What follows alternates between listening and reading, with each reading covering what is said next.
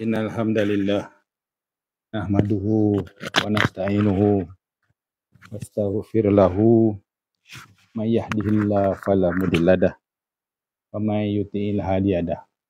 Asyhadu an la ilaha illallah wahdahu la syarikalah wa asyhadu anna Muhammadan abduhu wa rasuluh. Amma ba'd. Assalamualaikum warahmatullahi wabarakatuh. Alhamdulillah. Ya, bersyukur kita kepada Allah Subhanahu wa taala dengan limpah karunia-Nya kita masih lagi Allah Taala sayangi kita ni. Kita masih lagi dapat bernafas, meneruskan perjalanan hidup kita di muka bumi Allah Subhanahu wa taala ni, mana kehidupan yang sementara di muka bumi Allah ni. Kerana kita dicampakkan ke dunia ni semata-mata untuk tunduk dan patuh kepada Allah, dan merupakan salah satu daripada ujian kita. Kita diuji sama ada kita ni termasuk dalam golongan kanan ataupun golongan kiri di akhir hayat, akhir kalam kita nanti, ya. Okay, alhamdulillah. Bersyukur kita kepada Allah Taala. Juga kita pagi ni telah tahniah kepada mereka-mereka yang telah berjaya solat berjamaah di surau-surau, di masjid-masjid sekariah, dan paling tidak pun berjamaah di rumah masing-masing. Alhamdulillah. Bersyukur kita. Ya. Selamat datang. Assalamualaikum daripada Brunei. Assalamualaikum daripada Brunei. Selamat datang. Terima kasih kerana singgah. So, pagi ni saya ingin berkongsi tentang riwayat kehidupan salah seorang daripada imam besar, ya, imam-imam yang menghasilkan rujukan hebat kepada hadis Nabi sallallahu alaihi wasallam. 2 hari lepas saya dah lepas Imam Bukhari saya dah kongsikan. Imam Muslim juga saya dah kongsikan. So hari ni pagi Ahad ni 31 Disember, ya. Penutup untuk tahun Masihi 2023. Jadi hari ni saya nak berkongsi tentang imam yang ketiga. Imam yang hebat juga. Dia ni tak kurang hebat dia. Siapa? Imam At-Tirmizi, ya, Imam Tirmizi. Dia juga merupakan seorang tokoh hadis, ya. Jadi jom kita tanpa memelengahkan masa lagi, jom kita tengok apakah profil pribadi Al-Imam At-Tirmizi ni. Jom kita tengok. Nama penuh Imam Tirmizi ni, ya, nama penuh dia panjang, nama penuhnya biasanya diletakkan dengan daripada mana asal dia sekali lah, ya. Namanya adalah Abu Isa Muhammad bin Isa bin Saurah bin Musa bin Al-Daha Al-Sulami Al-Bughi Al-Tirmizi. Last kali tu ada tempat, mesti ada Tirmizi tu. Biasaan macam tu lah ulama-ulama dulu. Yang macam tu, imam-imam dulu. Dia ada nama-nama yang dia mesti letak hasal dia. Macam kita lah. Kita letaklah nama kita. Macam saya, Azhar bin Ismail bin Bakar bin sekian-sekian. Tak ingat lah, saya tiga keturunan dia. Lepas tu apa? Bakar bin Haji Kasim. Al-Redang Panjangi. Dia ada letak kat belakang tu. Jadi makna ni bila orang sebut nama tu, dia tengok muka, oh, kau daripada sini ya, betul. Sebab tu letak nama di belakang tu, nama tempat kampung kita tu. Untuk bagi orang tahu asal kita. Jadi Imam Tirmizi ni dilahirkan pada 209 Hijrah. 209 Hijrah. Dia tak menunjukkan hari dia, ya. Dia tak menunjukkan hari dan tak menunjukkan bulan. Mungkin data dia tak dapat, dapat cuma dia dilahirkan 209 Hijrah ataupun bersamaan dengan 824 Masihi. Dia lahir. Dan tempat dia lahir adalah Al-Buri. Al-Buri ni adalah sebuah kampung di Tirmiz. Sebuah kampung di Tirmiz. Nama dia Al-Buri. Bandar lama yang terletak di utara sungai Jaihun, utara Iran. Sekarang ni Iran. Dia dekat sana lah. Dia lahir dekat sana. Tarikh meninggal Imam Tirmizi adalah pada Rejab. Ni dia ada bulan dia. Bulan Rejab tahun 279. Bermakna berapa umur dia tu? Kalau kita tengok tolak dia 279 tolak 209 bersamaan dengan 70 tahun. Umur Imam Tirmizi adalah 70 tahun. Kalau kita tengok kitab yang dia kitab hadis yang telah dihasilkan oleh Imam Tirmizi ni, kita tengoklah banyak mana umur dia sampai 70 tahun. Manakala Imam Bukhari sampai 57 tahun. Imam Muslim pun sampai 50 lebih saja. Mana Imam Tirmizi ni lebih panjang lagi hayat dia dibandingkan dengan dua imam yang sebelum ni. Tapi walaupun panjang, dia tergolong di dalam hadis Nabi. Terima kasih Genius 15. Terima kasih. Jazakallah khair. Jadi Imam Tirmizi ni dia sampai 70 tahun. Mana umur dia tu sampai dalam satu hadis Nabi. Umur umatku di antara 60 ke 70 tahun. Maksud dia ni termasuk di dalam sabdaan Nabi SAW. Ngam-ngam 70 tahun kan. Allahu Akbar. Okey, jom kita tengok apa dia punya peribadi dia ya. Peribadi Imam Tirmizi ni. Okey, dia ada dekat tepi tu dia tahukah anda? Jadi nama Al-Tirmizi diambil sempena nama tempat kelahiran beliau. Jadi Al-Tirmizi tu dia ngambil nama sempena tempat lahir beliau. Selain daripada itu, beliau digelar juga dengan nama Al-Sulami, yakni bersandarkan nama kabilahnya iaitu Bani Sulaim. Dia adalah daripada Bani Sulaim ya, Bani Sulaim. Okey, jom kita tengok apa peribadi terpuji Imam Al-Tirmizi ni. Tokoh ini lebih dikenali dengan panggilan Al-Tirmizi. Ini memiliki sifat yang terpuji. Dia ada sifat terpuji seperti apa? Seperti amanah, cekap, bertakwa, wara', fiqah serta tidak sombong. Humble, apa tu, zuhud orang dia. Kebiasaannya macam tu tuan-tuan ya. Bila kita kaji balik imam-imam kita yang dulu-dulu ni, tak kisahlah imam mazhab ke, imam hadis ke, mereka ni adalah daripada golongan orang yang zuhud, humble, orang yang tak sombong. Sebab itulah mudah ilmu dia ambil, mudah dia dapat ilmu. Allah Taala bagi curahkan kepada dia kepahaman tentang ilmu tu. Allahu Akbar. Jadi kita pun kalau nakkan tak banyak sikit daripada nak banding dengan imam-imam ni, kita jauh sangatlah kan, tapi sekurang-kurangnya kalau kita ni seorang yang tidak sombong, seorang yang merendah diri, seorang yang zuhud, insya-Allah mudah ilmu-ilmu yang kita belajar tu masuk dalam kepala kita. Tambahan pula ilmu-ilmu yang bersangkutan dengan ibadah, itu lagi penting. Ilmu-ilmu yang bersangkutan dengan ibadah, kita boleh beramal dengannya. Kita boleh menjalankan ibadah apabila kita tahu ilmu. Kalau kita tidak tahu tentang ilmu ibadah, bagaimana kita nak beribadah kepada Allah Subhanahu Wa Taala? Itu yang dituntut. Yang mana yang kefarduan tu, kita belajarlah. Kita belajar ilmu-ilmu ibadah terutamanya. Kita belajar bagaimana nak solat dan sebagainya, kan?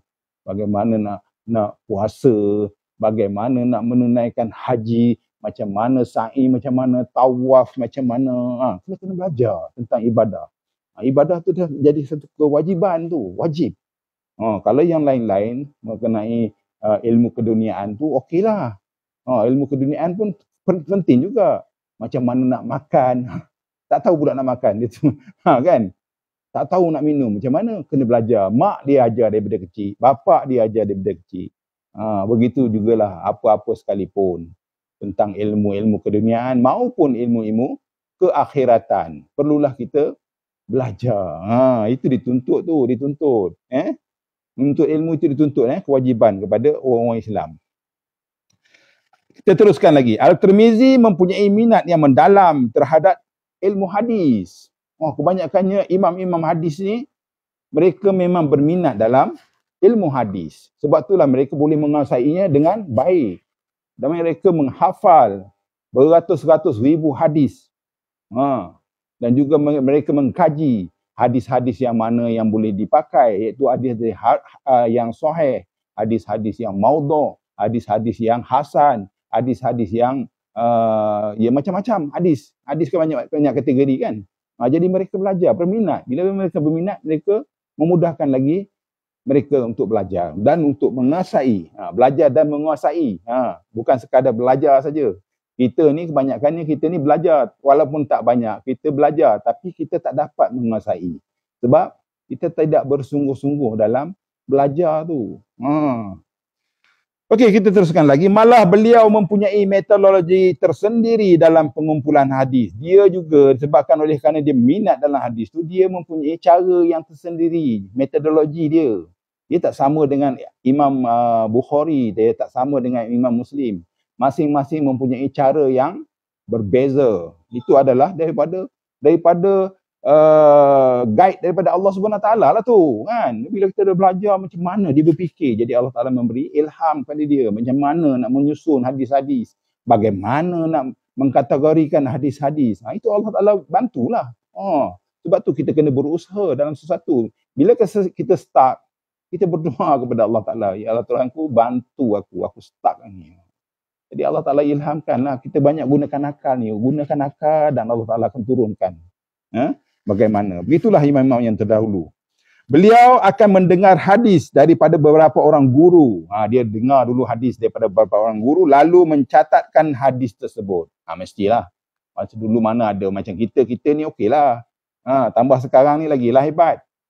Kita boleh cek melalui Google ke apa ke.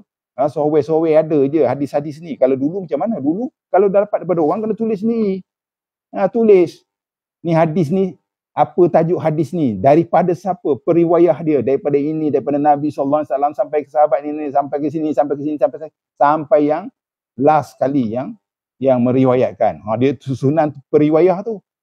Lepas tu dia kena study pula. Periwayah tu adakah periwayah ni orang yang siqah.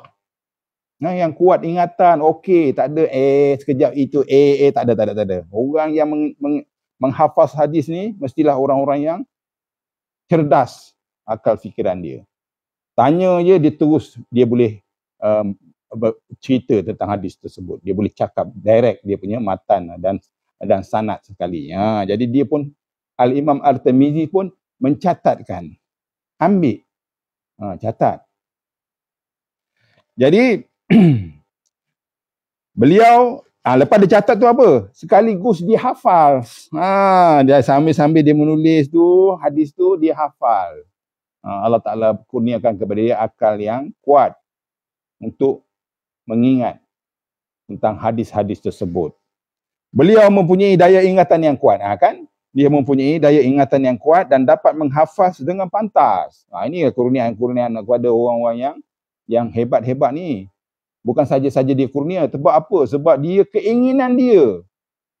Keinginan dia untuk dalam ilmu hadis tu mendorong dia positif tentang ilmu hadis.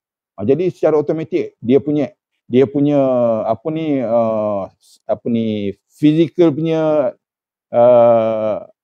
kimia fizikal dia mendorong dia lah. Sebab tu dengan akal-akal semua bergerak dengan cergas, dengan pantas. Bila dapat hadis dia cepat dia hafal, dia simpan dalam otak dia. Sebagai contoh ketika menunaikan ibadat haji. Jadi pada masa dia menunaikan ibadat haji, Imam Tirmizi telah berjumpa dengan beberapa ahli hadis. Adalah bila pergi kat Mekah tu biasalah musim haji. Tempat berkumpulnya orang-orang untuk menunaikan ibadah haji.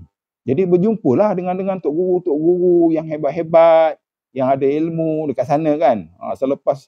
Contohnya selepas haji, Duduk sana lagi, masa tu belajar dengan tok guru tu. Dan meminta mereka memperdengarkan hadis kepada dia. Dia jumpa tok guru, dia minta tok guru tu, ya Syekh, tolong perdengarkan kepada aku hadis. Dia pendengar. Kalau hadis tu belum ada dalam simpanan dia, dia akan ambil hadis-hadis itu. Lalu Syekh berkata kepadanya, bawakan pena dan dawat. Tengok. Jadi yang tok guru yang dia nak belajar tu bawakan pena dan dawat. Maka At-Tirmizi cuba mendapatkan pena dan dawat tetapi gagal. Pada masa tu memang susah lah kan. Benda ni kalau setakat nak cari-cari gitu-gitu susah lah. Kalau daripada awal macam dia duduk dekat sana memang dia dah simpan pena, dia dah simpan dakwat, dia dah simpan kertas dan sebagainya. Tapi dia datang ke Mekah kan. Jadi gagal, dia tak dapat lah. Beliau terus duduk di hadapan Syekh. Dia duduk je lah. Nak cari benda-benda tu tak dapat. Duduklah menghadap Syekh tu. Dan berpura-pura menulis di atas kertas dengan menggunakan tangannya. Guna tangan. Dia macam buat action lah, tulis kan. Padahal tak ada pena pun. Tatkala Syekh tersebut memperdengarkan 60 buah hadis. 60 buah hadis. Sepanjang dia duduk belajar tu, dia dapat 60 buah hadis. Apabila Syekh terpandang dia dalam keadaan tangan kosong, tidak tertulis apa-apa, lalu Syekh itu pun memarahi beliau dengan berkata, kamu ni membuang masa saya sahaja. Tok Syekh tu kata dekat Imam At-Tirmizi ni. Sebab dia action buat macam tulis kan. Padahal pena tak ada, pen dengan dawat tak ada. Kan dulu pen, mata pen dan juga dawat tu nak kena celup tulis kan. Tapi dia Tok guru tu, Syekh tu tak perasan bila sampai 60 hadis dah dia riwayatkan, dia ceritakan kepada At-Tirmizi, tengok dia tidak menulis. Lalu dia berkata kepada Imam At-Tirmizi, kamu telah membuang masa saya. Namun, tengok. Imam Tirmizi memberitahunya, saya telah menghafal hadis-hadis tersebut. Saya dah hafal, walaupun saya tak tulis, saya dah hafal dia Tuan Syekh. Seraya membacakan hadis yang didengarnya daripada Syekh tadi. Lalu dia pun cerita, hadis yang pertama Tuan Syekh kata, macam ni, hadis ni, sabdaan daripada ni, riwayat siapa. Yang nombor 2, macam ni. Kisah itu nak membuktikan, kisah tadi membuktikan ketajaman dan kekuatan ingatan Imam Al-Tirmizi. Yang mana dia dapat menghafal sesebuah hadis walaupun hadis tersebut hanya baru didengar. Sekali didengar, sekali scan macam tu je. Tok Syekh tu cakap, dia masuk, dia tangkap. Dia boleh macam tu je. Tu maksud dia apa? Maksud dia dikurniakan akal dan fikiran yang tajam. Kekuatan hafalan Imam At-Tirmizi pernah diuji oleh sebahagian pakar hadis pada waktu itu. Dan pada waktu itu pun ada sebahagian daripada pakar hadis buat nilah test imtihan. Test dia. Test imtihan Imam At-Tirmizi. Beliau pernah dibaca dengan 60 buah hadis, gharib secara bercampur aduk. Secara campur aduk dia orang test dia. Campur aduk. Namun beliau mampu membetulkan balik sebagaimana yang sepatutnya, susunan yang sepatutnya. Setelah dia orang cacah merebahkan hadis tu kan. Contoh dia cacah merebahkan periwayat lah. Lepas tu dia punya matan dia terbalik ke atas, terbalik ke bawah. Tapi dia boleh membetulkan. Dia sama dengan siapa? Sama dengan Imam Bukhari. Imam Bukhari pun sama. 100 hadis. 100 hadis oleh ulama-ulama hadis dekat Madinah. Pada ketika dia belajar dulu, dekat Madinah tu ada 100 orang ulama hadis, bagi 100 hadis, dia orang pusing, macam-macam pusing, periwayat dia pusing, matan dia pusing dan berbagai-bagai pusing. So Imam Bukhari betul kembali. 100 hadis. Selesai, cantik Imam Bukhari lakukan. Perfect. Ini sama juga dengan Imam Tirmizi. Dia telah dites dengan 60 buah hadis, gharib secara bercampur aduk, namun beliau mampu membetulkannya sebagaimana yang sepatutnya. Allahu Akbar. Sebab dia orang test dia 60 hadis je lah. Kalau dia test 200 hadis. Macam mana Imam Bukhari. Itu nak menunjukkan dia punya daya ingatan memang kuat. Tajam akal fikiran dia. Bersih. Yang pertama ni bersih lah, akal fikiran yang bersih, yang tidak bercampur aduk. Daripada kecil mak bapak bagi makan yang halalan thayyiban, jaga pemakanan. Salah satu daripada ciri-ciri nak bagi anak-anak ni kuat daya ingatan, pastikan makanan yang kita bekalkan kepada anak dan isteri kita daripada hasil yang halalan thayyiban, tidak ada syubhah, tidak ada haram. Barulah anak kita tu mempunyai akal yang tajam. Sebagaimana Imam Bukhari, sama. Imam Bukhari tu cerita mak bapak dia memang jaga makan. Sebab bapak dia pun seorang yang hebat. Lantaran itu, ulama hadis memperakui bahawa tiada orang lain yang dapat menandingi keilmuan beliau pada waktu tu. Jadi pada waktu tu, tak ada orang lain dah nak tanding kehebatan dia, Imam At-Tirmizi ni. Kan? Berkat daripada keistimewaan anugerah ilahi itu, inilah yang dia boleh dikenali sebagai imam dan mujtahid yang disegani. Jadi dia sebagai imam besar lah. Imam besar dan juga imam yang mujtahid. Dia boleh buat hukum daripada hadis-hadis yang diingatkan dia tu. Dia boleh. Kalau ada satu permasalahan, dia boleh selesaikan menggunakan ilmu hadis yang dia ada tu. Sebagai mujtahid, beliau adalah seorang ahli hadis yang beramal dengan hadis tanpa bertaklid kepada mana-mana mazhab. Dia pun tidak bersandarkan mana-mana mazhab. Berbeza dengan Imam Bukhari. Imam Bukhari dia bersandarkan kepada mazhab Asy-Syafi'i. Imam Bukhari. Tapi Imam Tirmizi dia tidak bersandarkan tidak bertaklid kepada mana-mana mazhab. Maksudnya dia tak ada ikut mana-mana mazhab lah. Seolah-olah dia menggunakan ilmu hadis tu sebagai dia punya referensi dia. Beliau berpegang teguh kepada hadis serta beramal dengannya berdasarkan ilmu dan ijtihad beliau sendiri. Jadi dia dah banyak hafal hadis. Jadi mana kalau ada permasalahan berkenaan dengan ibadah, berkenaan dengan muamalah, apa semua dia refer kepada hadis-hadis yang telah dihafaz dia. Jadi dia pakai dia punya ijtihad dia. Hal ini dapat dilihat daripada kupasan hadis beliau yang diriwayatkan dalam Sunan At-Tirmizi, atau dia punya collection hadis dia panggil Sunan At-Tirmizi, Sunan At-Tirmizi. Okey. Jadi sedikit penerangan kat sini. Termiz adalah kota di utara Uzbekistan. Di utara Uzbekistan ada kota Termiz yang terletak di sempadan Afghanistan. Termiz berasal daripada perkataan Greek. Untuk gelaran Termiz itu adalah datang daripada perkataan Greek yang bermaksud panas. Ataupun lokasi panas. Termiz, panas. Jadi dia datang daripada kawasan yang panas lah. Itu maksud dia lah. Okey, jom kita tengok dia punya latar belakang pendidikan pula. Latar belakang pendidikan Imam Tirmizi ni. Kembara menuntut ilmu. Jadi dia mengembara. Biasa dah. Kalau imam-imam besar ni dia yang mengembara lah untuk mendapatkan ilmu. Kalau duduk kampung, tak adalah ilmu tu nak datang ke kampung dia. Dia kena keluar daripada kampung dia tu untuk mencari ilmu. Sebab apa? Imam Malik kata apa? Ilmu itu didatangi, bukan ilmu itu mendatangi. Di mana dia, kalau kita tengok apa sejarah-sejarah imam-imam besar hadis ni, semua dia orang mendatangi kepada ilmu tu. Didatangi, dia datang kepada ilmu tu. Bukan ilmu tu yang pergi dekat dia. Dia yang pergi ke ilmu tu. Dia yang kena pergi mencari ilmu tu. Bukan ilmu tu yang datang ke tempat dia. Jadi maksud dia, kalau kita duduk dekat kampung, mana ada ilmu-ilmu imam-imam yang nak masuk dalam kampung dia kan. Dia lah yang kena keluar pergi ke bandar-bandar hebat-hebat. Tempat-tempat gedung-gedung ilmu, yang bandar-bandar yang banyak gedung-gedung ilmu. Dia kena keluar daripada kampung dia untuk mencari ilmu. Barulah dia dapat ilmu. Sebagaimana yang dikatakan oleh Imam Malik.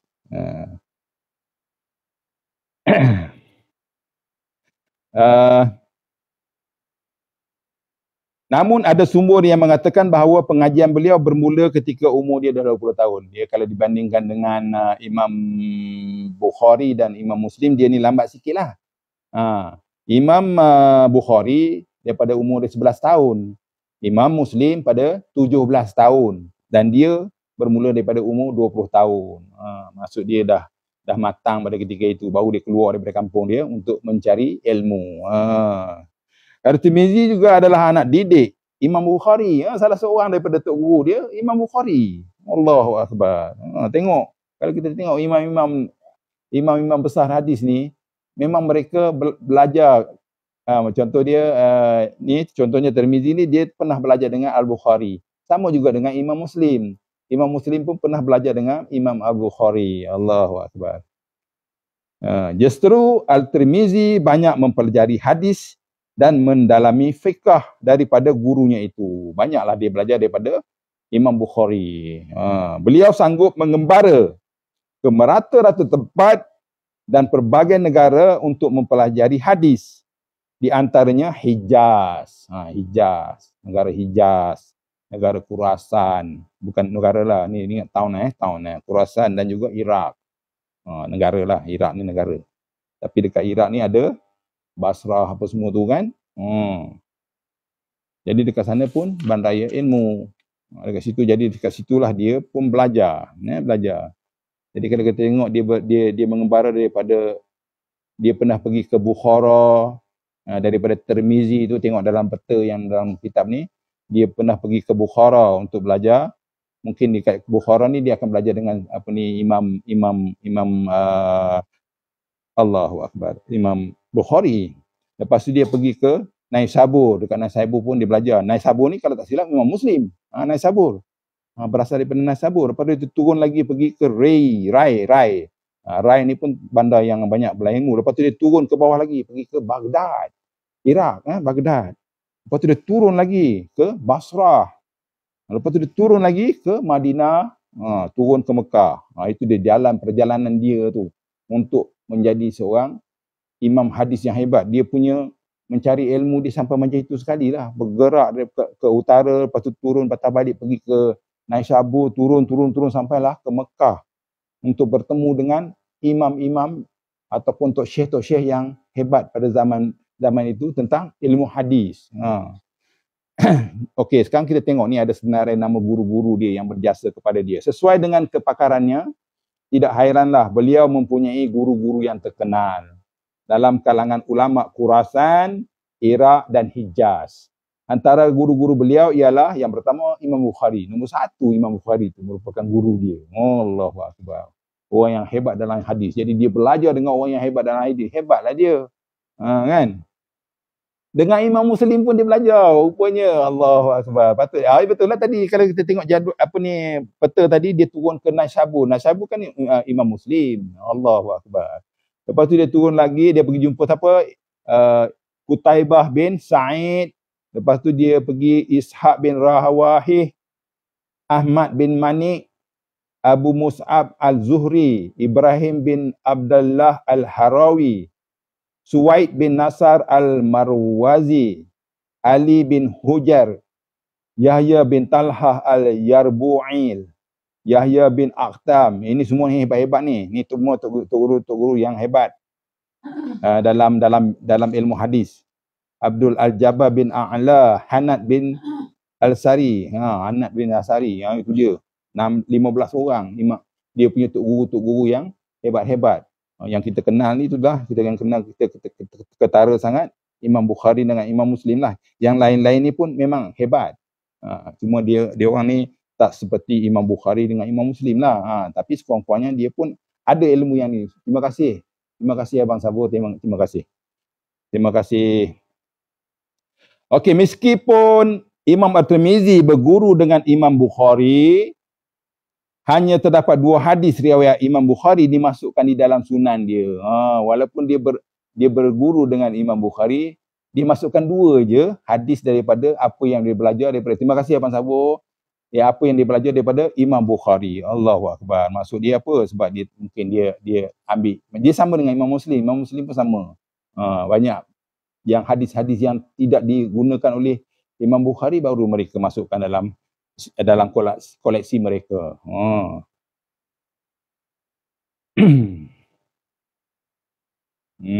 Okey.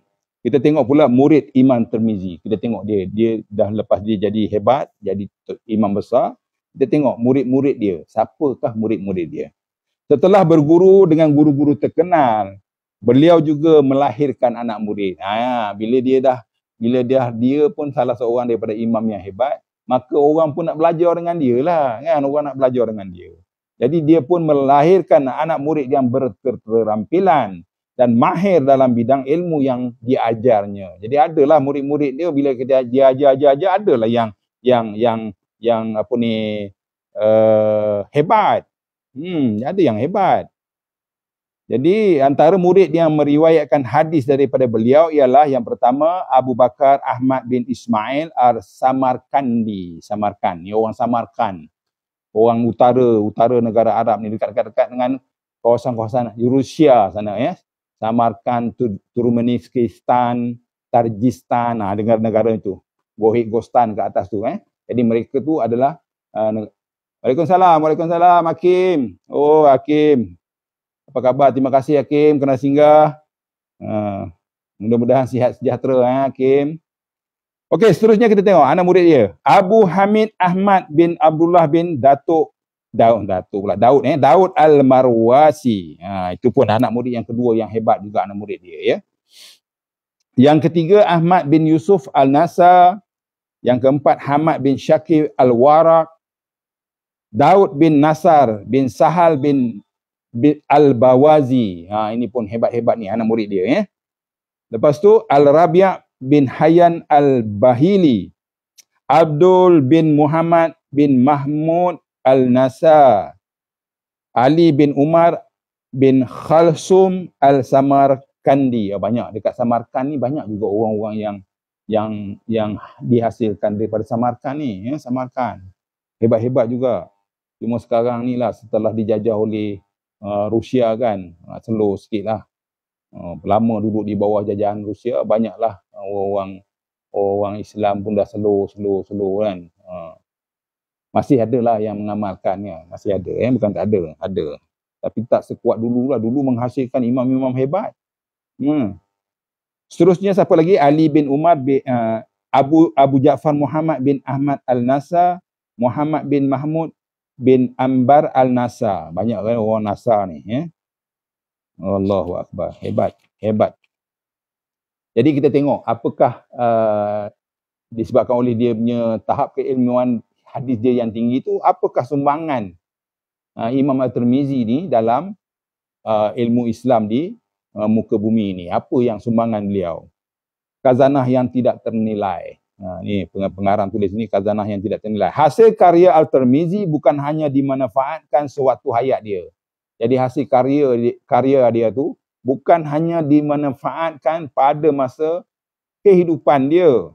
Malah sumbangan besar ini tetap segar dalam ingatan sarjana sampai sini. Betul lah. Memang sampai sekarang lah. Imam Tirmizi ni. Memang sampai sekarang. Memang sampai sekarang dia punya sumbangan dia. Dan antara kitab-kitab yang telah dihasilkan oleh Imam Tirmizi adalah Al-Jami'. Al-Jami', Al-Illal Al-Kabir, Syama'il Nabi. Syama'il Muhammadiyah ni banyaklah. Kita pun dekat surau-surau masjid kita pun banyak membaca kitab Syama'il Muhammadiyah ni. Al-Tariq, kitab Al-Tariq, kitab Al-Zuhud, kitab Asma' wa Al-Kuna, kitab Asma' Al-Sahabah. Banyak, 7 kitab yang dikeluarkan. Lepas tu yang paling hebat sekali apa? Sunan At-Tirmizi. Sunan At-Tirmizi dia menyusun semua sunannya mengikut pembahagian ilmu fiqah. Dia buat dia punya susunan hadis dia tu, Sunan At-Tirmizi tu mengikut susunan ilmu fiqah. Susunan ni diberikan kepada 46 kitab. Allahu Akbar, banyaknya. Patutlah, hebat. Kitab ini mengandungi 3,956 hadis. 3,956 hadis. Kuranglah kalau dibandingkan dengan Al-Bukhari. Kitab Al-Bukhari apa? 7,000 lebih kan? 7,000, 6,000 lebih lah. Mana 2 kali ganda lah Imam Bukhari daripada Imam Tirmizi ni. Sebab tu lah Imam Tirmizi ni jatuh nombor 3 kan. Sebab dia yang rekod ranking berapa banyak hadis yang dibawa, dia mengikut ranking lah. Jadi mana dia betul lah dia nombor 3. Yang pertama Imam Bukhari 7,000 lebih, yang kedua Imam Muslim. Imam Muslim pun banyak juga, lebih daripada 3,009 ni. Lalu ulama begitu mengagumi sunan yang dihasilkan oleh Imam At-Tirmizi ni. Ramai-ramai umat ulama yang kagumlah dengan hasil susunan karya dia ni. Antara kitab yang terdapat di dalam sunan ini adalah kitab bersuci, taharah, taharah, kitab solat, kitab zakat, kitab puasa, dia bahagi-bahagikanlah mengikut fiqh punya requirement. 5 kitab perkahwinan, kitab penyusunan, kitab hudud, kitab pemburuan, kitab pengurusan jenazah, kitab haji, 11 kitab Jumaat. Hari Jumaat pun ada kitab tu. Maksud kepentingan hari Jumaat tu. Lepas tu yang ke-12 kitab jual beli. Kitab jual beli ni kitab muamalah lah, muamalah jual beli. Lepas tu 13 kitab tafsir Al-Quran. Dia ada buat juga kitab tafsir Al-Quran. Yang ke-14 kitab doa-doa. Dalam kitab doa-doa ni adalah collection daripada doa-doa yang terdapat daripada hadis lah. Dia compilekan. Jadi antara tujuan Imam At-Tirmizi menyusun sunannya adalah untuk ada maksud dia. Untuk apa dia buat susunan macam tu? Yang pertama, mengumpul dan menyusun hadis Nabi secara teratur dan bersistem. Jadi bila dia buat macam tu, mudah untuk direferensi, untuk dibuat reference. Untuk direference kan ada apa-apa, boleh ambil.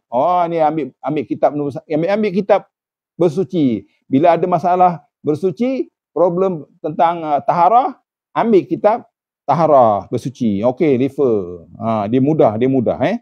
Mengemukakan semua hadis yang diamalkan oleh fuqaha serta dasar fuqaha ketika mengeluarkan hukum. Jadi dia ambil fuqaha punya kata-kata, pendapat fuqaha daripada nas-nas yang diambil daripada sama ada Quran ataupun hadis. Lepas tu dia ambil, dikeluarkan daripada situ. Nak mengukuhkan dia punya hadis yang diamalkan. Lepas tu seterusnya nombor 3, membahaskan ciri serta kedudukan sesebuah hadis. Sama ada anda boleh jadikan hujah ataupun sebaliknya. Dia bahaskan juga benda tu. Hadis ni contoh hadis A ni. Hadis A ni adalah hadis yang sahih. Dia boleh dijadikan hujah ketika bercerita tentang sesuatu. Contohnya dalam bab solat, ada satu hadis tu dia boleh jadikan hujah. Contohnya sebagai dalil kepada pensyariatan solat. Ini dia. Hadis ini adalah dalil yang mengatakan pensyariatan solat. Dia macam tu, dia susun macam tu. Yang keempat, membincangkan kecacatan hadis. Dia juga ada buat juga ringkasan tentang membincangkan kecacatan hadis, kelemahan hadis serta sebarang kekurangan yang terdapat pada hadis-hadis tertentu. Jadi adalah hadis-hadis yang dia lemah sikit. Sebab apa? Sebab mungkin periwayah dia, mungkin matan dia bertindan dengan yang periwayat yang lain. Adalah dia punya kriteria tu. Mungkin periwayah dia yang kurang siqah, tak siqah, ada macam-macam dah nyanyuk apa semua tu. Semua dia ambil kira tu semua. Dia ambil kira semua tu. Kalau hadis ni dia kata dia ada kecacatan daripada periwayah. Jadi maksud dia bila hadis tu jadi jatuh sikit dia punya grade lah, jatuh dia punya kesahihan dia tu jatuh. Dia memerlukan support daripada hadis yang lain, contoh support daripada yang lain. Kalau nak pakai juga hadis tu boleh. Dia kena ada support daripada hadis-hadis lain yang membantu mengukuhkan hadis tersebut. Dia semua buat tu. Dia buat. Setelah sunan tersebut siap dan disusun, At-Tirmizi menunjukkannya kepada para ulama besar pada zaman itu. Jadi bila dia buat siap, sunan At-Tirmizi tu dah siap, susunan dia dah baik, dah cantik, dia pun buat presentation kepada ulama-ulama besar pada zaman itu. Seperti ulama Hijaz, dipanggil ulama Hijaz, dia pun present, dia pun tunjukkan hasil dia. Present lah, dia present lah. Macam kita sekarang ni, dia buat presentation lah. Ni hasil saya ni. Saya nak Tuan Syekh tolong tengok, okey tak hasil saya ni? Macam tu Jadi dia pergi jumpa ulama Hijaz, dia bentangkan. Dia pergi jumpa ulama Iraq, dia bentangkan. Dan dia pergi ke Khurasan pun sama, dia bentangkan. Lalu mereka semuanya bersetuju dengan Imam At-Tirmizi ni. Hasil Sunan At-Tirmizi ni, kebanyakan mereka semuanya bersetuju dengan hasil kerja Imam At-Tirmizi atas Sunan At-Tirmizi tersebut. Malah ada ulama yang pada masa itu berkata, ada setengah ulama yang mengeluarkan kata-kata, sesiapa yang memiliki Sunan At-Tirmizi di rumahnya, seolah-olah Nabi yang bercakap dalam rumah tersebut. Allahu Akbar. Ada setengah ulama sampai tahap yang tu, bila dia tengok hasil kerja collection daripada Imam At-Tirmizi ni, dalam Sunan At-Tirmizi ni, dia tengok, dia kata kalau siapa ada kat dalam rumah dan rajin membaca, seolah-olah Nabi ada dalam rumah bercakap-cakap melalui. Yalah, betul lah, itu adalah collection sabdaan Nabi. Boleh katakan macam tu lah. Waalaikumsalam Abdul Rahim bin Omar. Terima kasih kerana singgah ya Rahim. Terima kasih. Waalaikumsalam. RMS. Tak apa, no problem. No problem. Jadi kita semalam kita dah kata kita akan baca berkenaan dengan Imam At-Tirmizi. Saya dah baca Imam At-Tirmizi ni, dah sampai dekat dia punya dah siap hasil dia. Sejarah dia pergi belajar. Dia asal daripada Al-Tirmiz, salah satu daripada daerah dekat ujung utara Iran tu. Dia belajar, dia naik jumpa Imam Bukhari, dia belajar dengan Imam Bukhari, dia turun ke bawah, dia jumpa Imam Muslim, dia belajar dengan Imam Muslim, dia turun lagi ke bawah, pergi ke Baghdad, turun lagi ke bawah, sampailah ke Madinah, sampailah ke Mekah. Dia menuntut ilmu berkenaan dengan hadis ni. Dia jumpa imam-imam besar, Tok Syekh besar berkenaan dengan hadis. Terus sekarang ni sampai dia, setelah dia jumpa semua tok imam besar tu semua dia dah catatkan. Dan adalah liku-liku dia. Tok guru marah dia lah sebab dia tak ada bawa pensil dengan pen dekat Mekah kan. Tapi disebabkan oleh dia punya daya ingatan yang kuat, dia boleh menghafal apa yang Tok Syekh tu ajar. Jadi bila Tok Syekh tu kata, kamu ni tak ada pen dengan pena, kenapa kamu ni buang masa saya lah. Lepas tu dia pun terangkan kepada Tok Syekh tu, saya dah hafal lah yang Tuan Syekh bacakan tadi. Jadi dia baca balik. Jadi Tok Syekh tu kagumlah dengan dia. Okey, tak apa. Kan? Jadi dah habis cara dia belajar dia, sekarang dia buat, lepas tu dia buat daripada segala hadis yang dia telah kumpulkan tu, dia buat Sunan At-Tirmizi. Jadi setelah selesai dia buat kitab Sunan At-Tirmizi tu, dia pergi berjumpa dengan ulama-ulama besar pada zaman itu. Ulama-ulama Hijaz, ulama-ulama Iraq, ulama-ulama Khurasan untuk present, mempersembahkan dia punya ni untuk tunjukkan kepada ulama-ulama ni dia punya hasil kerja dia.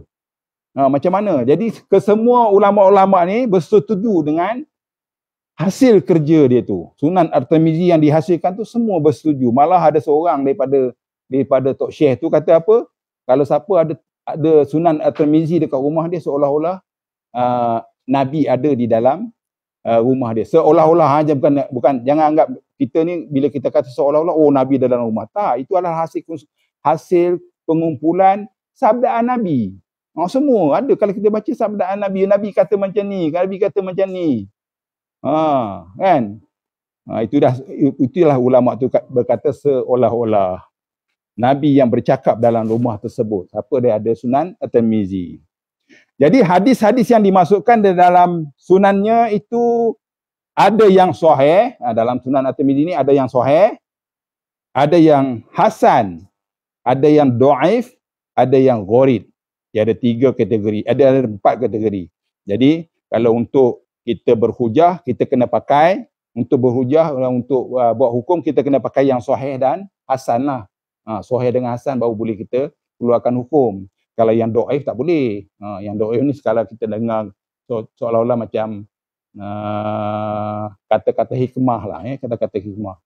Kita tak boleh sandarkan kepada Nabi. Kita tak boleh nak buat hukum. Dia tak strong. Nak kena faham itu ya. Yang gharib pun sama juga. Dengan kategori-kategori tersebut dia nyatakan, dia nyatakan. Okey, dia buat satu hadis tu, hadis ini adalah hasan, hadis ini adalah sahih, hadis ini adalah dhaif. Bila kita baca hadis Sunan At-Tirmizi, kalau dhaif ditulis kat bawah tu dhaif. Jadi bila dhaif tu dia untuk kita tahu bahawa kalau ada berlaku orang cakap hadis tu ni, itu ada betul, hadis tu betul, tapi hadis tu dhaif. Dhaif ni just sebagai kita punya reference lah, senang cerita, reference. Kita reference saja. Kita nak buat sesuatu, apatah lagi nak buat hukum, nak buat hukum tak boleh lah. Tak strong lah, tak boleh.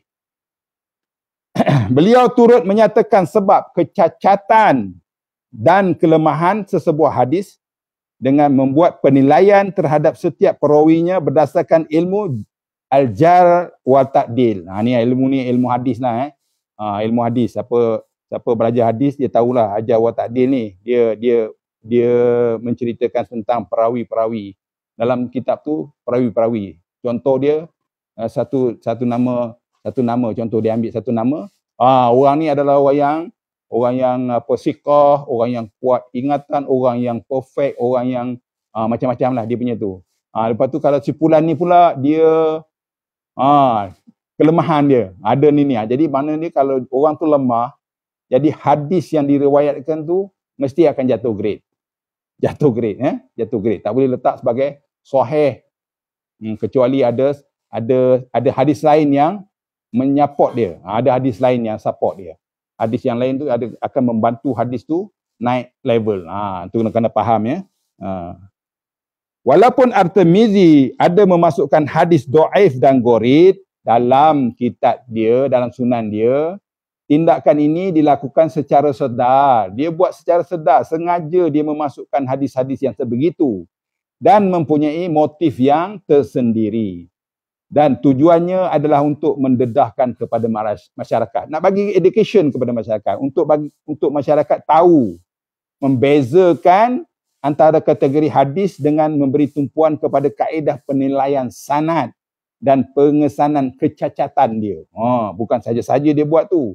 Dia buat, kalau buat yang sahih saja, orang tak perasan pula ada yang hadis yang dhaif yang diamalkan. Ingatkan hadis dhaif tu pun hadis sahih kan. Tapi dia tak. Dia hadis dhaif tu dia letak, dia ceritakan kenapa hadis ini hadis dhaif. Jadi sekurang-kurangnya orang, sebab dia dhaif daripada sini.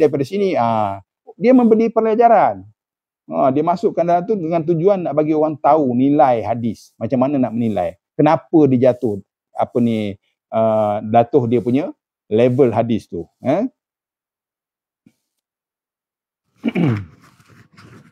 Beliau tidak menyembunyikan kecacatan yang dikesan. Kalau dia jumpa kecacatan pada sesuatu hadis, dia tak sembunyikan. Dia akan bentangkan. Dia akan ceritakan hadis ni adalah hadis marfu' contohlah, apa-apalah. Dia ceritakan dekat mana benda tu problem dia. Dia ceritakan problem tu. Malah menyatakan kedudukannya berdasarkan disiplin hadis. Dan dia menceritakan dalam disiplin hadis lah. Mudahlah untuk talibul ilmi, orang yang nak belajar ni dalam ilmu hadis, mudahlah faham. Mudah faham. Kalau tidaklah terkena, kalau dia tak letak benda macam tu, dia orang ingat hadis sahih aje. Sebab tu Imam Tirmizi ni lain sikit. Yang benda-benda yang dhaif pun dia masukkan dan dia terangkan atas alasan untuk memberi ilmu, pengajaran kepada orang berkenaan dengan hadis. Ada hadis dhaif. Sebab apa dhaif? Ini. Kurang-kurangnya orang tahulah lepas tu. Oleh sebab itu, sunan ini dianggap amat berfaedah. Jadi sunan At-Tirmizi amat berfaedah kepada masyarakat Islam amnya dan disiplin ilmu fiqh dan hadis khasnya kepada orang yang ada belajar ilmu fiqh, nak ambil dalil ni pentinglah. penting lah. Lepas tu tambah pula orang yang belajar hadis, ilmu hadis, lagilah penting.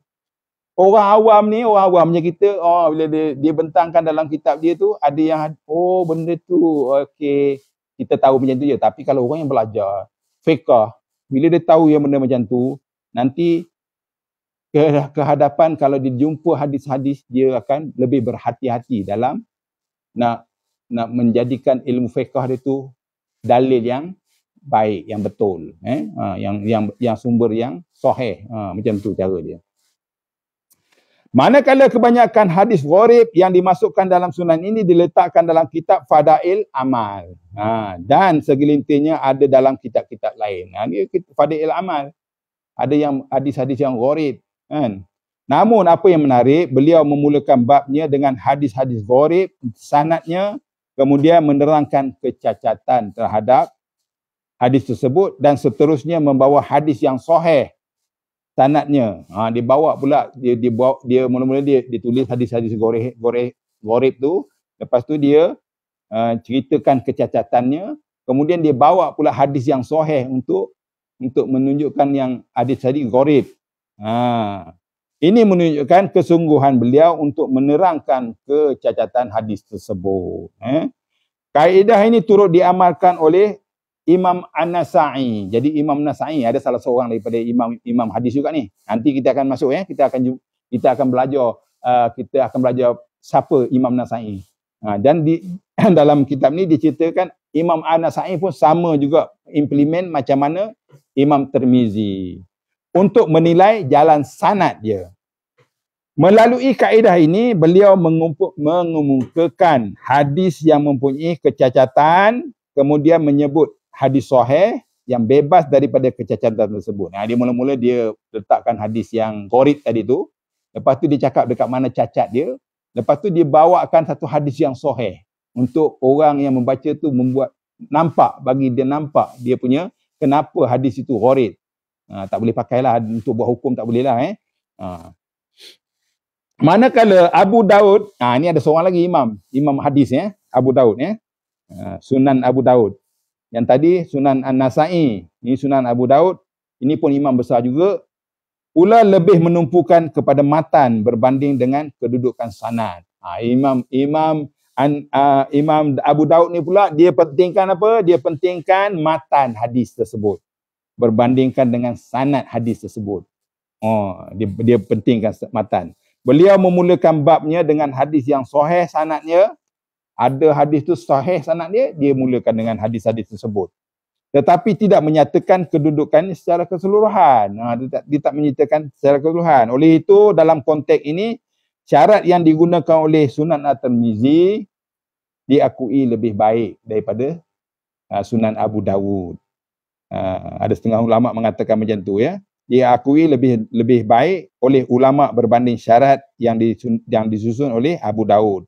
Maka tidak hairanlah jika hadisnya menduduki martabat keempat kerana beliau membawa syahid dan tabi' bagi hadisnya. Selain daripada itu, perkataan mursal digunakan oleh Imam At-Tirmizi pula merujuk kepada makna munqati'. Dia menggunakan istilah lain lah, itu istilah saja. Dalam sunan ini juga terdapat istilah hadis yang belum digunakan oleh ahli-ahli hadis sebelumnya, seperti hadis hasan gharib. Sebelum tu tak digunakan. Bila Imam Tirmizi dia gunakan hadis hasan gharib, hadis hasan sahih dan hadis hasan gharib. Hasan sahih gharib. Ada 3 kategori. Yang pertama hadis hasan gharib, yang kedua hasan dan sahih. Hasan sahih, maknanya hasan sahih ni kuatlah. Dan hasan sahih gharib. Ada 3 kategori dibuat oleh Imam At-Tirmizi. Banyaklah hadis-hadis dia, banyak hadis-hadis yang dia buat contohlah. Contoh riwayat At-Tirmizi. Jadi saya tak nak baca dia punya nilai panjang, saya baca dia punya. Tengok dia hantar contoh hadis riwayat At-Tirmizi yang dipetik daripada Sunan At-Tirmizi adalah seperti berikut. Kitab bersuci, taharah. Itu dia punya bab kelebihan bersuci. Maksudnya, apabila seseorang Muslim atau mukmin yang membasuh mukanya, semua dosa penglihatan matanya akan keluar dari mukanya bersama-sama dengan air wuduk itu, atau titisan air wuduk terakhir, atau seumpamanya.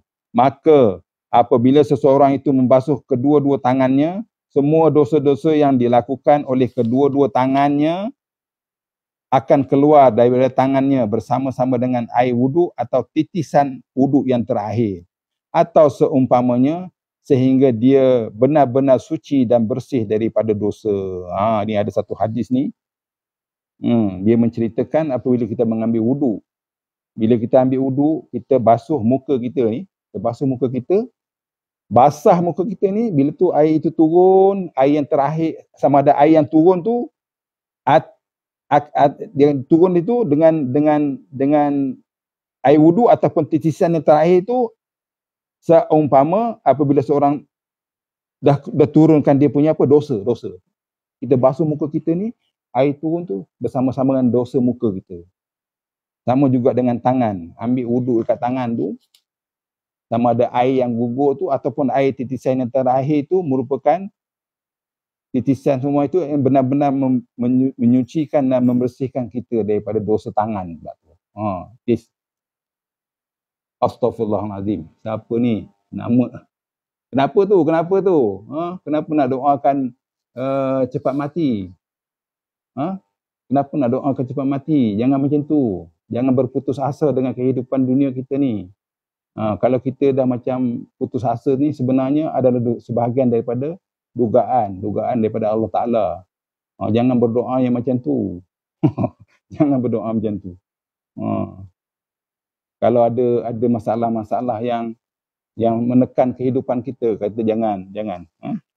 Tak elok. Sebab tu kadang-kadang kalau kita ada masalah-masalah yang memberi tekanan kepada hidup kita, kita kena perbanyakkan berdoa kepada Allah Subhanahu Wa Taala. Kita kena banyakkan ibadah solat kita, bersolat kepada Allah Ta'ala, mengadu dengan Allah Ta'ala agar Allah Ta'ala membantu kita dalam menyelesaikan permasalahan itu. Yang berdoa untuk mati cepat ni, Allahu Akbar. Janganlah macam tu. Itu ajal tu semua daripada Allah SWT. Tapi apa-apa dugaan yang Allah Ta'ala bagi tu, kita kena cuba selesaikan dengan bantuan Allah Ta'ala. Memang kadang-kadang tu kita tak mampu. Kadang-kadang kita tak mampu. Tetapi ada yang mengatakan Allah Ta'ala bagi dugaan kepada kita ni mengikut kemampuan kita. Dugaan yang Allah Ta'ala bagi tu sebenarnya mampu kita untuk atasi dia. Jadi cuma apa yang perlu tadi, saya tak nampak nama lah, tanda soal. Okey, tanda soal. Perbanyakkan solat, perbanyakkan berdoa kepada Allah agar Allah Ta'ala menghindarkan permasalahan yang menyebabkan kita rasa give up nak hidup ni. Macam tu ya, tanda soal. Betul tu. RMS, betul. Berlapang dada dengan apa yang Allah Ta'ala bagi dengan redha. Berlapang dada, terima. Memang ada setengah tu kita ni kadang-kadang kita lemah. Kita rasa sesuatu tekanan yang bebanan. Sebab itulah dekatkan diri kita dengan Allah. Mengadu dengan dia. Jangan mengadu dengan makhluk. Dengan makhluk ni kalau kita adu, sekadar untuk yang nampak aja. Yang tak nampak, tak boleh dibuat juga. Sebab tu kita kena berdoa kepada Allah Subhanahu Wa Taala. Contohnya kita sakit. Saya ingat tadi yang bersoalan tu mungkin sakit tu. Sakit yang mungkin tak ada ubat ke apa ke. Berdoa kepada Allah lah. Boleh berdoa yang nak mintakan Allah ambil nyawa kita tu. Tapi kita kena doakan Allah Subhanahu Wa Taala macam mana? Macam ni Okay, ya Allah Tuhanku, jika masalah yang kau berikan kepada aku ni adalah sebahagian daripada dugaan engkau kepada aku terima dengan redha. Macam yang ni, terima dengan redha dengan aku buka hatiku. Tapi kalau dia merupakan sesuatu yang tidak dapat ditangani oleh aku, kau ambillah nyawa aku. Kalau aku hidup ni menyusahkan orang lain, anak-anak kalau kita sakit kan, anak-anak tak nak jaga apa semua, kitalah sendiri yang menjaga. Masa tu doakan, bolehlah selitkan sikit. Kalau aku ni dengan keadaan yang kau bagi ni memberi orang-orang sekitar aku kesusahan, kau ambillah nyawa aku ya Allah. Boleh. Yang ada di asbab dia mengganggu orang lain. Tapi kalau tak ada mengganggu orang lain, janganlah doa macam tu. Doa yang boleh kita buat berkenaan dengan ambil nyawa ni, maksud dia kita boleh cerita dengan Allah, boleh kita doakan, ya Allah Tuhanku, kau sihatkanlah aku sepanjang kehidupan aku ini, kau janganlah beri aku kesakitan yang akan menyebabkan anak-anak aku kepayahan untuk menjaga aku. Sekiranya benda tu berlaku, kau ambillah nyawa aku. Itu menunjukkan kita ni tak nak kita punya masalah tu akan membabitkan orang lain. Kita takut anak-anak kita gagal dalam menjalankan tanggungjawab mereka. Boleh macam tu, boleh. Berdoa daripada sekarang lah, masa tengah sihat lah berdoa, ya Allah Tuhanku, kau sihatkanlah aku dan ambillah aku nyawa aku dalam keadaan aku tengah sihat. Dalam tengah aku tengah sihat ni, ambillah nyawa aku. Kan? Kalau aku dah sakit, akan menyebabkan orang sekeliling aku, kalau anak-anak kita berjaya dalam membantu, okey, tak ada masalah. Takut anak-anak. Ada. Ya betul. Kita tak nak akhir kalam kita, akhir hayat kita memberi kepayahan kepada anak-anak kita. Dan apabila memberi kepayahan kepada anak-anak kita, ujian kepada anak-anak kita takut anak-anak kita gagal dalam ujian tu. Kita pada masa tu kita dah sakit, tak ada apa dah. Kita dah memang tak boleh buat apa pun. Kalau anak-anak tak buat apa, kita terbaring atas, contohnya bedridden kan. Kalau ada yang mana ada yang mak bapak kita dah bedridden. Kalau anak-anak tak buat apa nak jadi kat mak bapak tu? Duduk atas tu je lah. Berak, kencing apa semua atas tu. Kalau tak ada orang nak ambil hal. Sebab tu daripada kita tengah sihat ni, kita kena banyakkan doa kepada Allah Ta'ala. Ya Allah Tuhanku, kau ambillah nyawa aku ketika aku dah sedang sihat. Kan? Sedang sihat ni, kau ambillah nyawa aku supaya aku tidak menyusahkan anak-anak aku. Aku takut anak-anak aku gagal dalam ujian atas kepayahan aku ni. Macam tu boleh, tak masalah. Question mark. Harap question mark buatlah macam mana yang saya cakap ni. Saya tak tahu apa masalah question mark. Sebab nak minta diambilkan nyawa. Saya tak tahu masalah dia. Cuba tulis apa masalah. Sakit ke? Biasanya sakit lah, sakit. Lepas tu tak ada orang nak tengok kita kan. Kita menjadi kepayahan kepada kita lah. Benda ni berlaku tuan-tuan, berlaku. Sebab apa? Apabila ibu bapa sakit, bedridden yang terlantar di katil. Jadi anak-anak ni kadang-kadang memanglah anak-anak pun ramai. Anak-anak memang ramai. Tapi semuanya sibuk kepada keduniaan. Tak ada berfikir tentu nak menjaga ibu bapa yang tak nak berkorban pun. Kalau ada anak-anak yang berkorban, dia berhenti kerja sebab mak bapak dia bedridden. Baguslah, alhamdulillah. Dapat anak-anak yang macam tu, alhamdulillah lah. Tapi kalau semua saya sibuklah mak, saya sibuklah bapak. Bapak dia pun terlentang ya dekat tak dijaga dengan baik. Allahu Akbar. Itu yang saya khawatir question mark tadi mungkin dalam keadaan yang macam tu. Ya. Question mark, kenapa nak didoakan Allah ambil nyawa tu? Kalau nak kongsi barulah saya tahu masalahnya. Kalau sekadar tu nak minta doa dicabut nyawa tanpa kita tahu apa masalah, macam mana pula kan? Macam tu ya. Question mark, mudah-mudahan Allah Ta'ala pemudahkan urusan. Kalau sebagaimana yang saya cakap ni, mudah-mudahan adalah anak-anak. Saya doakan anak-anak. Ya Allah Tuanku, kalau ada anak-anak question mark ni yang ni boleh bantu question mark ni untuk menjalani kehidupan dia yang dalam keadaan sakit lah. Kalau sakit saya tak tahu. Kalau tak sakit tak apalah. Ya. Doakan anak-anak tu untuk dia keluar. Ya, tak apalah. Mudah-mudahan dia selamatlah ya. Kita doakan untuk dia. Kalau betul lah dia ada kes macam tu, mudah-mudahan bolehlah, tak ada masalah lah. Tapi ajal ni memang dia ada dua. Ajal ni ada dua ajal yang pertama, ajal yang telah difikskan. Dia akan meninggal yang telah ditulis di Lauhul Mahfuz. Tapi ada juga ajal yang atas dasar doa. Kita banyak berdoa kepada Allah. Ada setengah tu dia bila banyak doa dia apa semua, umur dia panjang umur panjang. Tapi kebanyakannya orang doa untuk umur panjang kan.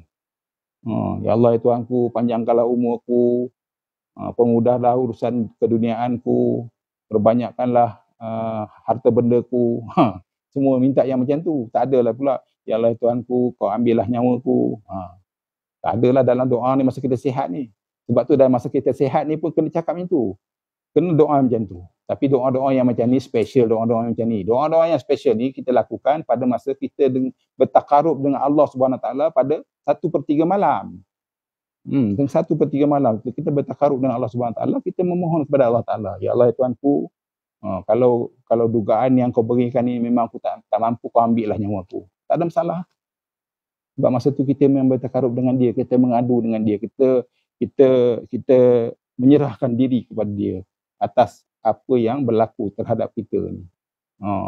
Itu tak ada masalah. Kita dengan Allah Ta'ala buatlah apa pun. Mintalah apa pun. Sebab dia maha kaya, maha segala-galanya.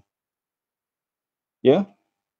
Mudah-mudahan Persyemak tu dalam berjayalah untuk mengatasi masalah dia ya. Amin. Okey, seterusnya kita tengok. Kita sambung balik Sunan At-Tirmizi ni. Keistimewaan Sunan At-Tirmizi. Setelah dia buat presentation kepada ulama-ulama hebat pada masa tu dekat 3 tempat, iaitu Khurasan, Iraq dan juga mana tadi?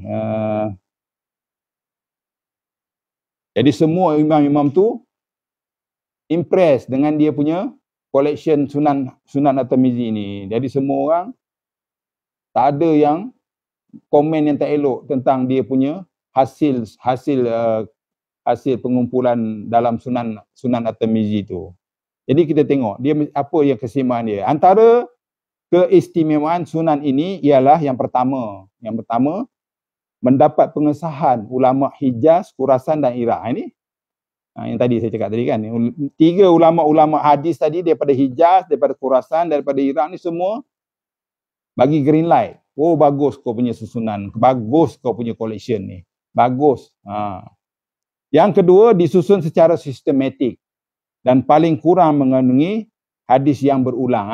Dia kurang ada hadis-hadis yang berulang. Kalau Imam Bukhari, kalau tuan-tuan buka Imam Bukhari, tengok dalam satu tajuk tu, kadang-kadang tengok kita baca hadis tu, macam aku dah baca tadi. Dia dekat-dekat kan, dekat-dekat dia. Tapi dalam Sunan At-Tirmizi tak. Sunan At-Tirmizi dia tak ada yang berulang-ulang tu, tak ada. Tak ada. Paling kurang lah. Kalau ada pun ada, tapi tak banyak lah. Paling kurang. Berbanding dengan Imam Muslim dan juga Imam Bukhari punya kitab Sahih. Yang ketiga, mengandungi pendapat mazhab-mazhab dan hujah pendalilan. Dia sebab dia tidak bermazhab, dia ambil semua mazhab-mazhab. Imam Malik punya dalil dia ambil, hujah pendalilan dia. Dia ambil Imam Ahmad Hanbal, dia ambil. Imam Syafi'i dia ambil. Apa hujah-hujah pendalilan daripada imam-imam besar tu mengikut mazhab-mazhab tu dia ambil. Sebab tu dia tidak bertaklid pada satu mazhab. Dia mengambil semua mazhab-mazhab punya pendalilan. Kalau ada pendalilan yang masuk dalam sunan dia tu ada, kata Imam Malik ada guna hadis tu untuk apa-apa, dia ambil. Ini ada Imam Malik ada mengambil ni untuk ni. Dia akan mention dekat sana. Yang seterusnya menerangkan kedudukan hadis sama ada sahih, hasan, dhaif, gharib ataupun mu'allal. Dia semua dia tulis. Yang kitab-kitab lain pun sama juga tulis. Dia pun tulis. Dia punya banyak jugalah ni. Yang nombor 5, mengandungi keterangan mengenai perawi sama ada daripada aspek tajrih, iaitu pengesanan kecacatan, ataupun ta'dil dari segi penilaian. Dia untuk perawi itu pun dia buat. Ada tak Dekat perawi ni ada tak? Dia ada berlaku tak? Taksikah. Ada tak berlaku dalam sesuatu masa dia taksikah? Mungkin dia dah tua kan? Pada masa dia meriwayatkan tu dia masih muda. Bila dia dah tua, dia pergi tanya dia balik, dia dah ada tak berapa cantik kan. Tu dia macam mana? Dia ada cerita setiap perawi. Nombor 6, memaparkan hadis mengikut bab atau topik tertentu secara tertib seperti berikut. 1. Persoalan mengenai ilmu. 2. Hukum hakam berkenaan dengan hadis tersebut.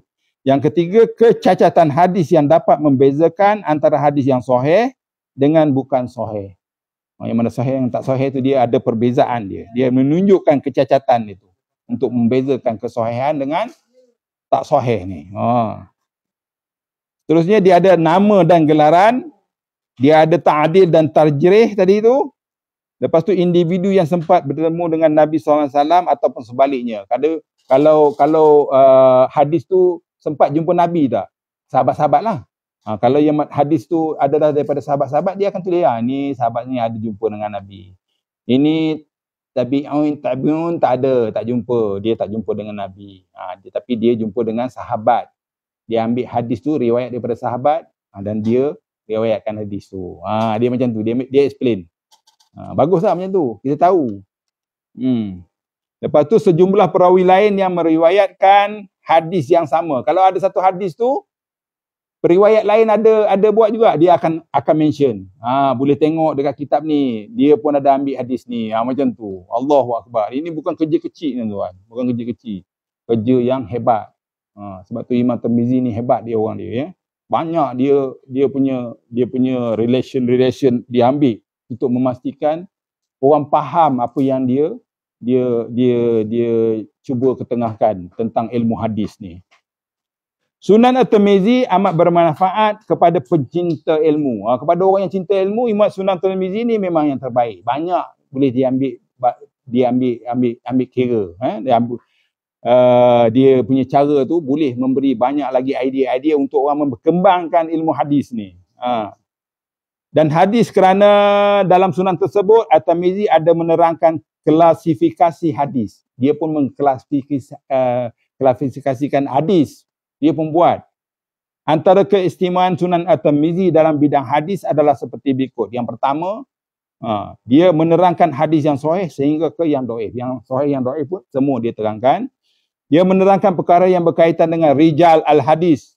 Rijal al-hadis ni orang yang perawi hadis lah, perawi hadis.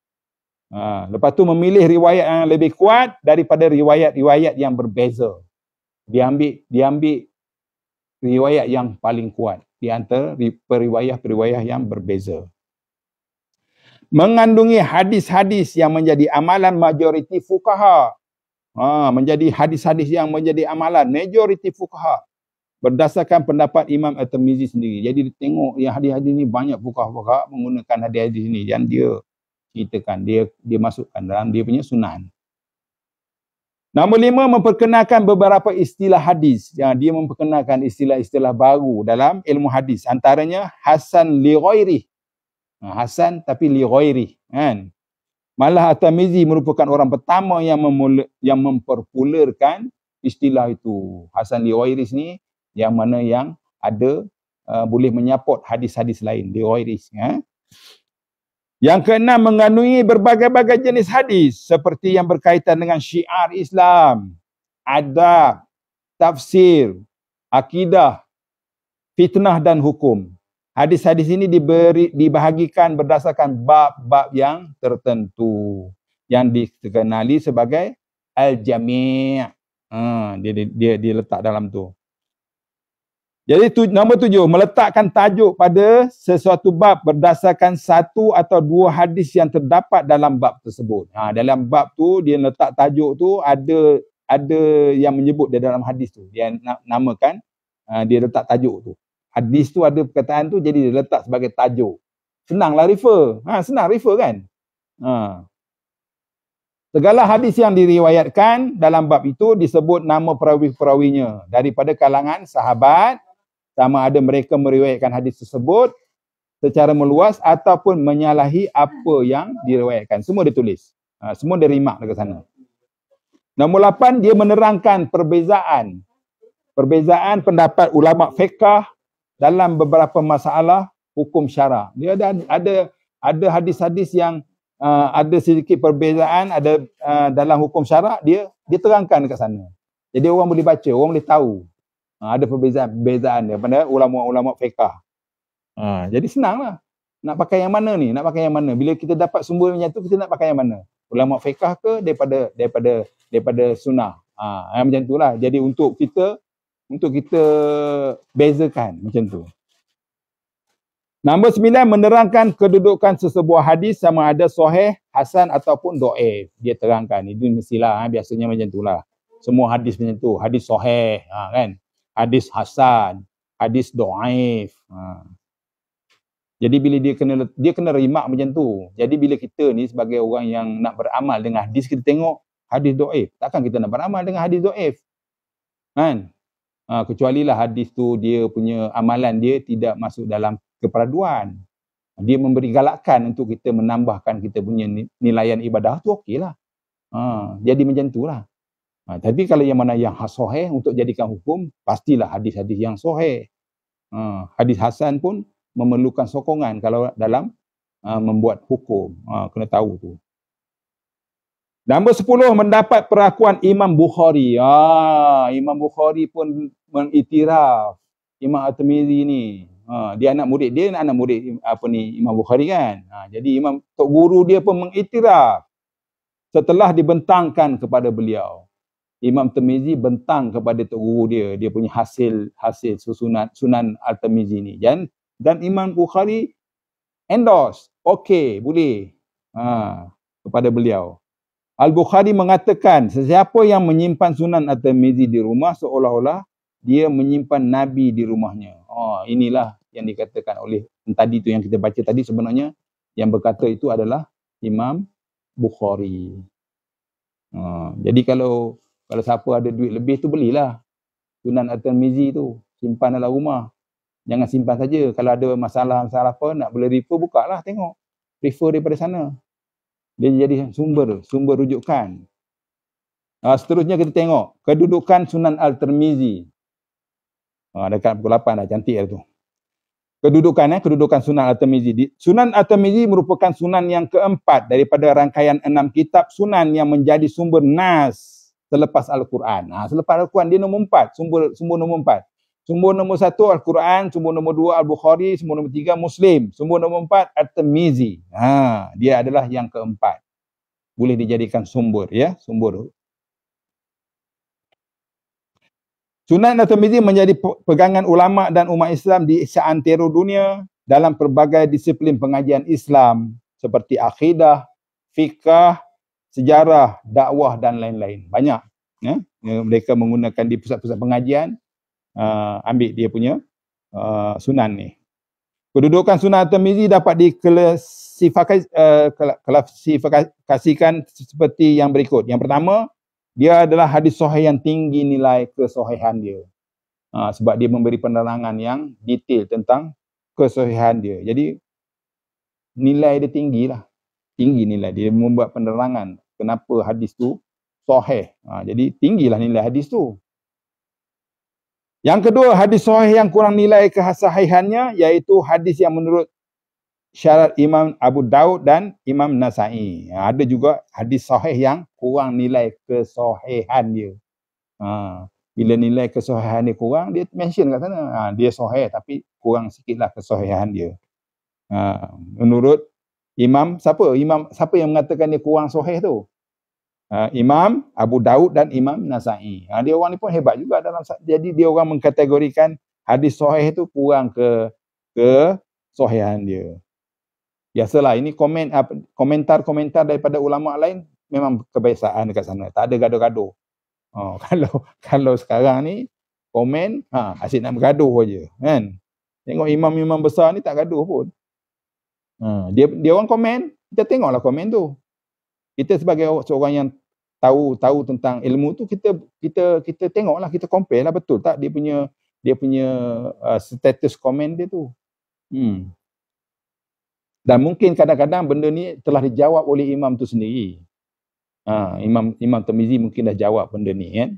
Cuma kita tak tahu, kita tak dapat sumber dia. Kita tak dapat dalam bentuk simpanan ke apa ke, tak kita dapat. Hadis yang dijadikan hujah yang nombor 3, hadis yang jadi hujah oleh fuqaha dalam persoalan yang mengandungi khilaf, yakni perselisihan pendapat. Ni ada perselisihan pendapat dalam hal ini. Dalam hal ini ada perselisihan pendapat. Dalam hal ini At-Tirmizi mengemukakan hadis yang menjadi pegangan mazhab yang rajih. Okey, ini kita kena faham sikit. Sebab tu kadang-kadang kita ni bila mazhab lain kita apa ni mazhab ni kan, kita ni mazhab ni. Tapi tuan-tuan kena ada ilmu. Ini salah satu daripada ilmu dia. Apabila tuan-tuan ada pengetahuan tentang rajih ni, yang kuat. Okey, semua sahih, no problem. Semua sahih, tapi yang mana yang paling kuat? Kalau yang mana yang paling kuat tu yang terbaik lah. Okey, kalau yang kau amalkan cara macam ni, Imam Syafi'i, okey, carry on. Kau Imam Hambali macam ni, okey, silakan. Imam Malik macam ni, silakan. Tapi di antara tiga ni mesti ada satu yang paling rajih, dia panggil rajih, yang paling kuat.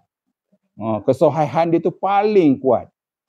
Dan Imam Tirmizi dia buat macam tu. Dia cari yang paling rajih serta mengemukakan hadis yang menjadi dalil mazhab yang tidak rajih. Jadi yang mana yang rajih, yang tak rajih, Waalaikumsalam. Waalaikumsalam.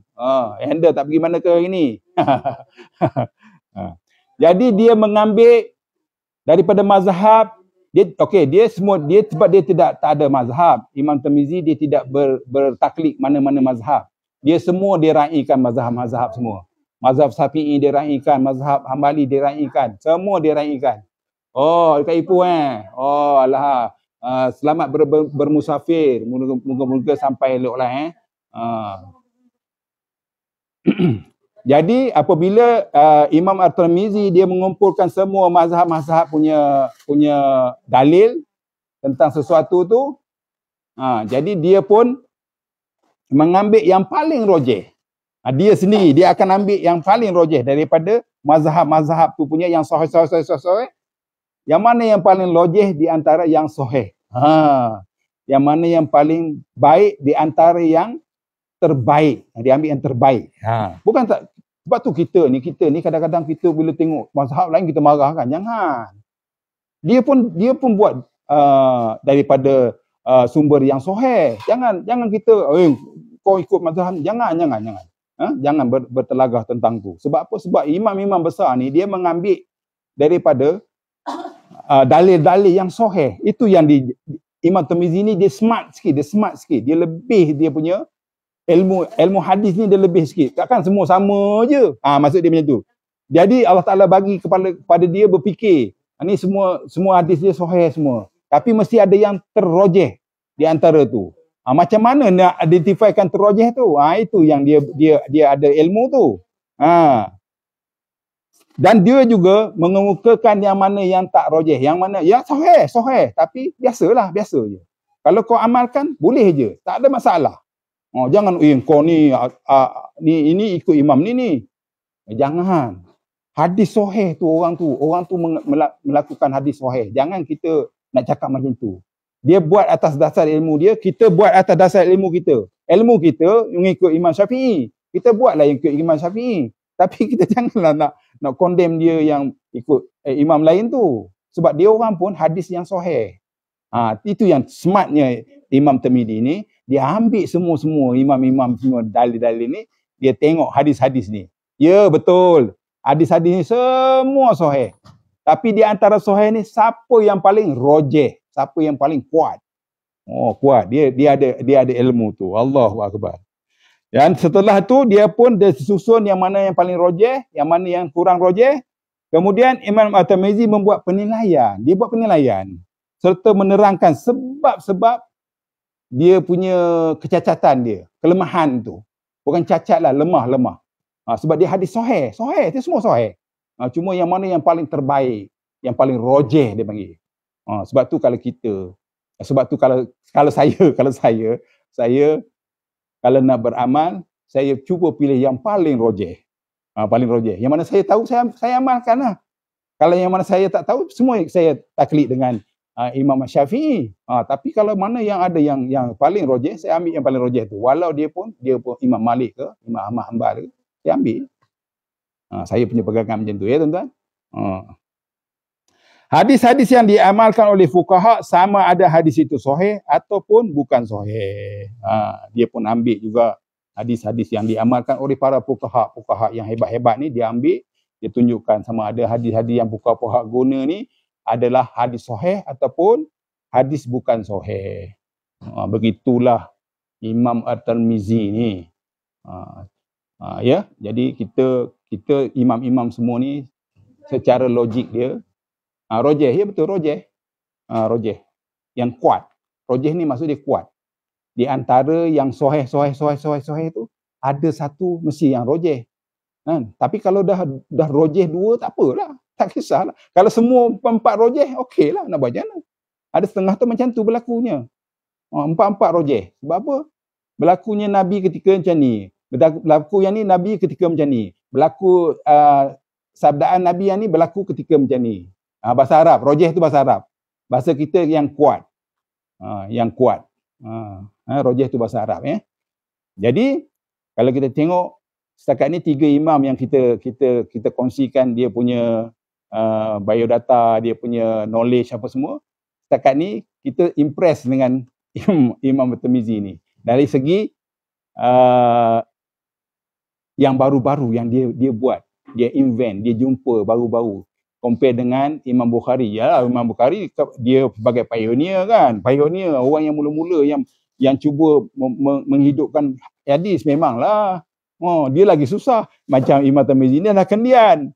Jadi dia lagi yang barulah, dia dapat berfikir yang barulah, sebab tu dia banyak jumpa metodologi yang lebih baik digunakan compare dengan Imam Bukhari ataupun Imam Muslim. Macam tu. Jadi alhamdulillah dah pukul 8 6 minit je. Alhamdulillah, mudah-mudahan kita kenal sikitlah Imam Bukhari. Setelah kita kenal Imam Bukhari, kita kenal Imam Muslim, dan alhamdulillah hari ni kita kenal sedikit peribadi Imam Tirmizi. Jadi tapi kita belajar ni atas dasar untuk pengetahuan ya, untuk pengetahuan. Jadi mereka ni memang hebat. Dia punya konklusi dia, mereka ni semua hebat. Jangan kita nak kata ni tak hebat. No. Dia orang semua hebat. Mengikut dia punya kepandaian pada ketika itu. Dan dia menghasilkan ilmu hadis banyak. Sahih Muslim, Sahih Bukhari. Pergilah beli, simpan kat rumah. Beli. Dia banyak-banyak bab dia ada kan. Kalau kita ada masalah dalam sesuatu hal-hal ibadah ke apa, kita boleh refer, tak ada masalah. Bukalah. InsyaAllah ada jalan penyelesaian dia. Okey, sekadar itu dulu untuk pagi ini. Pukul 8 lebih saya nak kena hantar anak saya balik ke hostel. Jadi mudah-mudahan apa yang dikongsikan ini sama-sama. Saya pun hari dekat surau tu imam ada, jadi saya cepat sikit lah. Sebab tu saya balik cepat. Saya zikir-zikir pendek je, saya cepat. Okey, alhamdulillah. Jadi mudah-mudahan apa yang dikongsikan ini memberi sedikit pengetahuan kita berkenaan dengan imam-imam besar, imam-imam hadis yang besar ni ya.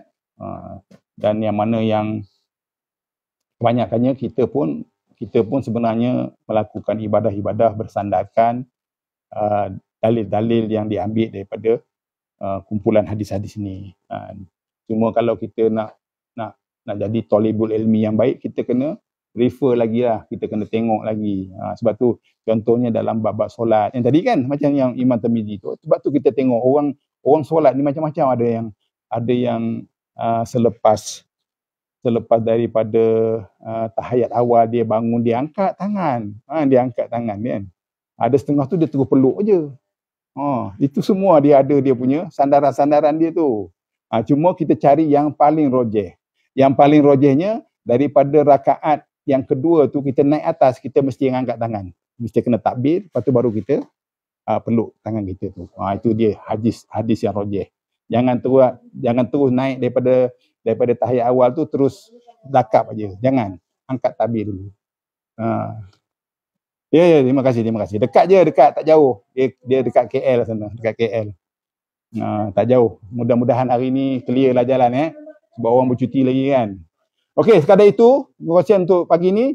Mudah-mudahan apa yang dikongsikan ni bermanfaat kepada diri saya sendiri dan juga sahabat-sahabat semua, dan kita mendapat redha Allah dalam hal ilmu ni, insya-Allah. So jadi kita tutupkan majlis kita dengan tasbih kifarah dan surah War'at. Subhanakallah wa bihamdika asyhadu an la ilaha anta astaghfiruka wa atubu ilaik. Bismillahirrahmanirrahim. Wal 'asri innal insana lafi khusr illa allazina amanu wa amilus solihati wa tawassaw bil haqq wa tawassaw bis sabr. Assalamualaikum warahmatullahi wabarakatuh. Selamat berhari Minggu ya.